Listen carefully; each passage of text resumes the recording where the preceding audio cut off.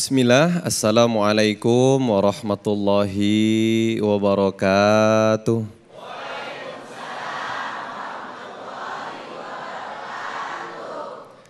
Alhamdulillah, assalatu wassalamu ala rasulillah. Ashhadu an la ilaha illallah wahdahu la syarikalah. Wa ashhadu anna muhammadan abduhu wa rasuluhu la nabiyya wa la rasula ba'dah.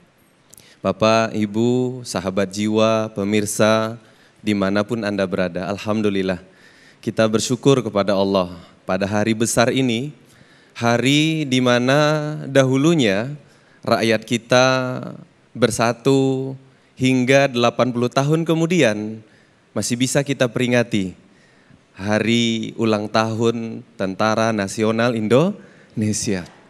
80 tahun itu lama. Terbentuklah orang-orang hebat, pribadi-pribadi hebat. Karena sudah waktu yang lama itu lahir pula lah dari sana orang-orang yang berprestasi.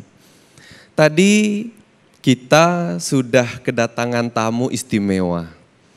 Ada Bu Dian, subhanallah, seorang wanita taruni pertama, ya, yang bintang 2, jenderal, dan sementara ini masih satu-satunya prestasi. Yang kedua ada Mas Enzo. Saya sudah izin, boleh AA, boleh Mas. Saya tidak tahu bahasa Perancisnya apa. Mungkin bule begitu ya. Ya. Prestasi. Beda culture, beda kebiasaan, beda bahasa.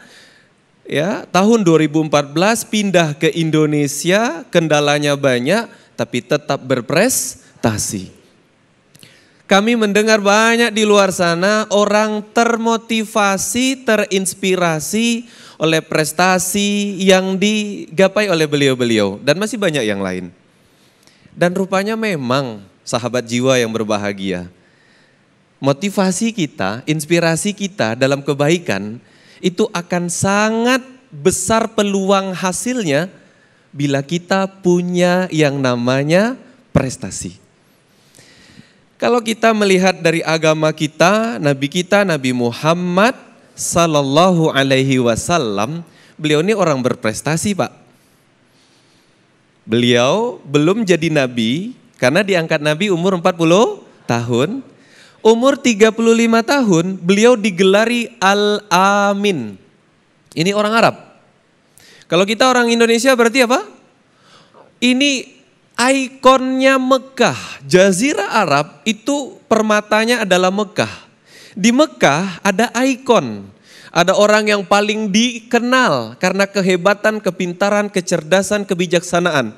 Padahal masih muda, 35 tahun. Digelari Al-Amin. Ada 4 karakter terkenal yang membuat beliau berprestasi. Fatona, cerdas. Mas Enzo ini kan cerdas. Bu Dian jelas lebih senior. Mas Enzo harus mengalah ya. Ya.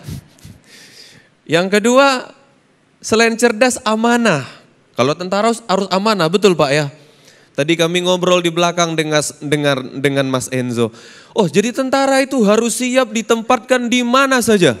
Yang penting tercipta keamanan di negara kita. Amanah. Ya, profesional orang-orang sekarang bilangnya. Ya. Kemudian apa? Siddiq. Jujur. Yang keempat apa? Tabligh, punya daya tarik. Sahabat jiwa yang berbahagia, 4 poin ini membuat Nabi punya prestasi luar biasa. Ya, kalau Mas Enzo belum ngomong saja orang sudah tertarik, Pak. Apalagi kita orang Indonesia ya, Bu ya. Ya, di sela-sela syuting ibu-ibu sudah senyum-senyum. Nanti anakku mirip begitu ya. Ya, enggak tahu nyimpang lewat jalur kakek keberapa ya, Bu ya. Ya. Jadi itu namanya daya tarik, Pak. Namanya daya tarik. Nabi kita itu, Pak, perutnya six-pack, dadanya bidang, bahunya lebar. Padahal gym di masa Nabi enggak ada. Enggak ada. Enggak ada morning run, enggak ada. TNI run, enggak ada. Ya, enggak ada. Anak culture zaman Nabi, enggak ada. Tapi fisik oke. Tidak ada skincare di masa Nabi, tapi wajah beliau glowing, good looking. Kita skincare di mana-mana, ya, bling ya. Jadi Nabi kita ini kenapa sangat menginspirasi? Karena beliau berprestasi di semua sisi. Wajah ganteng, badan bagus, otak cerdas, fisik oke. Kita kalau baca sejarah, ada batu yang tidak bisa dipecahkan oleh para sahabat terkuat. Bahkan Umar bin Khattab, Nabi bisa memecahkannya. Nabi pernah puasa wisol. Puasa wisol itu Bapak Ibu, puasa 36 jam. Kalau hari ini, hari Minggu, tadi kita puasa, maghrib tidak berbuka, malam tidak makan, sebelum subuh Senin tidak sahur, sampai Senin sore baru berbuka puasa. Rupanya dalam kesehatan itu juga salah satu metode orang modern untuk menjaga kesehatan. Ya, beliau lebih tahu daripada saya. Ya, kalau dalam Islam namanya puasa wisol, hadisnya Bukhari. Ketika ada sahabat yang pengen ngikut, aku pengen ngikut ya Rasulullah, ngikuti kebiasaan Anda. Apa kata Nabi? Jangan, aku mampu kau tak mampu. Nabi kita Nabi Muhammad SAW di bidang ekonomi, politik, budaya, bahkan memimpin negara. Kita kalau baca sejarah, Nabi pindah dari Mekah ke Madinah. Madinah dulu namanya Yathrib. Kata Buya Hamka, Madinah dulu perang 1120 tahun. Di Mekah, di Madinah dulu, Yathrib namanya. Dulu di sana tanahnya tandus, pekerjaan susah, investor minim, perang berkepanjangan, tertinggal buta huruf tinggi. Tapi datang Nabi ke sana 2 tahun, perang menang, 313 lawan 950 menang. Padahal tidak pengen perang. Oke. Kemudian perang Uhud, perang dan seterusnya dari Madinah muncul kemana-mana, betul? Menjadi hebat, prestasi. Mengapa Nabi kita sangat menginspirasi? Karena beliau berprestasi. Tadi ada Bu Indah, kenapa Bu Dian? Bu Dian ini kenapa sangat menginspirasi? Karena berprestasi. Tidak mudah. Saya berharap ibu-ibu mendengarkan nasihat beliau. Apa rahasianya? Tetap berbicara yang baik, walaupun sedang.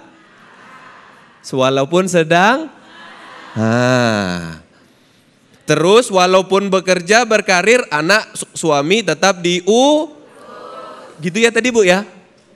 Anak dibawa, kalau kok suatu kali terpaksa, ganti, betul?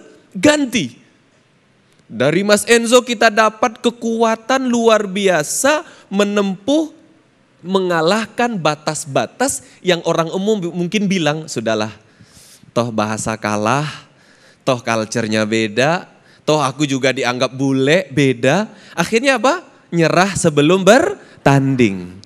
Makanya pakar motivasi mengatakan, kadang kita ini kalah bukan karena musuh, tapi kita kalah karena pikiran dan keyakinan kita masing-masing. Jadi kita yang alhamdulillah di kesempatan yang baik ini, sahabat jiwa dimanapun Anda berada, ini saatnya kita di hari besar ini, kita jadikan sebagai pengingat bahwa ada tentara nasional Indonesia yang luar biasa. Jangan hanya menjadi pandangan dan pajangan saja, jangan. Tapi kita jadikan beliau-beliau ini sebagai motivasi untuk diri kita. Kalau beliau bisa hebat, bisa sehat, bisa berprestasi, bisa berjuang untuk negara, kita pun juga bisa. Demikian, mudah-mudahan bermanfaat. Assalamualaikum warahmatullahi wabarakatuh. Waalaikumsalam warahmatullahi wabarakatuh. Terima kasih Ustadz Transi. Mengejar prestasi dalam Islam berarti meraih kesuksesan dunia dan juga akhirat yang sesuai berada di jalan Allah. Supaya kesuksesan yang kita peroleh sahabat jiwa tentunya berkah tidak hanya untuk diri kita sendiri namun juga bagi orang lain. Masya Allah. Baiklah sahabat jiwa, pada segmen berikutnya kita masih akan berdoa dan juga bermuhasabah bersama dengan guru-guru kita. Jadi jangan kemana-mana, tetap bersama kami dalam program Renungan Jiwa.